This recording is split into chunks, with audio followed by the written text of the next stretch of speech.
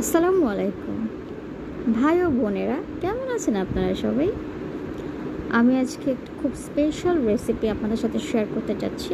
নারকেল বাটা, চিংড়ি মাছ ভাজা দেখালাম, এখন পেঁয়াজ ভাজা হয়েছে, টমেটো আর নারকেল যে বেটে রেখেছি ওটা পরে ব্যবহার করব। ভাজা চিংড়ি মাছটা দিয়ে দিলাম। এটা আপনাদের সবারই কম বেশি খুব পরিচিত একটি রেসিপি বলতে পারেন। আমরা অনেকে বলে থাকি না চিংড়ি মাছের মালাইকারি বা নারকেলের দুধ দিয়ে চিংড়ি, ওই টাইপের কিছু একটা হতে চলছে। দেখতে থাকুন সম্পূর্ণটা ভিডিও, তাহলে বুঝতে পারবেন।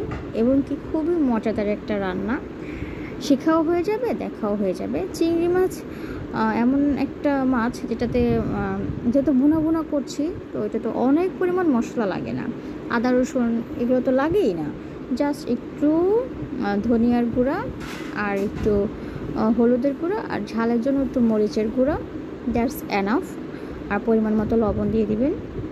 চিংড়ি মাছের যে নিজস্ব একটা ফ্লেভার আছে, ওইটা কিন্তু আদা রসুন বাটা এগুলো দিলে নষ্ট হয়ে যায়। চিংড়ি মাছে আদা রসুন বাটা লাগে না। সো ভালো করে ভেজে নিচ্ছি।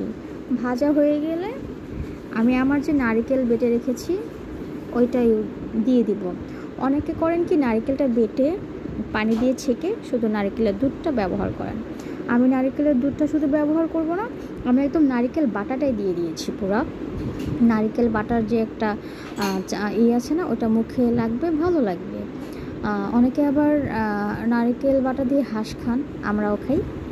এই নারকেল বাটা দিয়ে চিংড়ি মাছের মালাইকারিটা আজকে করছি। যারাই খেয়েছে আমাদের এই রেসিপিটা খুব পছন্দ করেছে, যার কারণে আপনাদের সাথেও শেয়ার করা যে চিংড়ি মাছের মালাইকারিটা নারকেল দিয়ে খুবই ভালো হয়। খুব ভালো করে মিক্স করে নিচ্ছি আমি। এখন একটু পানি দিয়ে দিব, মশলাগুলো মাছের সাথে ভালোভাবে যেন মাখামাখি মিশে যায়। রান্না শেষ, একদম ঝোলটা সব টানিয়ে নিয়েছি, কালারটা একদম সুন্দর আসছে মাখা মাখা। এরপর আজকে আপনাদেরকেও আরেকটা জিনিসও দেখাবো, সেটা হচ্ছে বরবটি দিয়ে। বরবটি আপনাদের পছন্দ? আমার কিন্তু ভীষণ পছন্দ সাদা বরবটি। আর গ্রিনটাও, যখন সাদাটা পাওয়া যায় না তখন গ্রিনটা খাই, কিন্তু সাদাটার কিন্তু অসম্ভব মজা, একটা মিষ্টি মিষ্টি ভাব আসে। বরবটি তরকারিটা আমার ভীষণ ভীষণ পছন্দ। ইলিশ মাছ বা ট্যাংরা মাছ দিয়ে খুব ভালো লাগে, আলু দিয়ে। আর বিশেষ করে যেহেতু মায়ের হাতের রান্না একটু বেশি ভালো লাগে। আমি রান্না করলে কতটুকু মজা হবে কি হবে জানি না। চিংড়ি মাছটা রান্না হোক, সাইডে এখন ডাল বাগার দেব।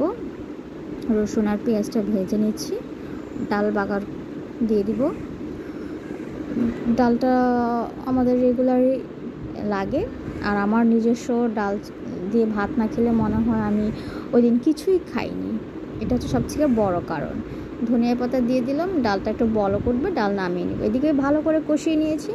আজকে পোয়া মাছ আর ট্যাংরা মাছ দুই রকমের মাছ ছিল, অল্প অল্প কিছু, দুটা মিক্স করে বরবটি আলু আর একটু ঝিঙ্গে টাইপের কিছু ছিল তরকারি, এগুলো মিক্স করে রান্না হচ্ছে।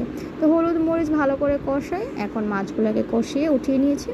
সেই কষানোর ভিতরে এখন দিয়ে দিয়েছি পটল, আলু, ঝিঙে, এগুলোকে ভালো করে কষাবো। কষিয়ে তারপরে মাছটা দিয়ে দিব।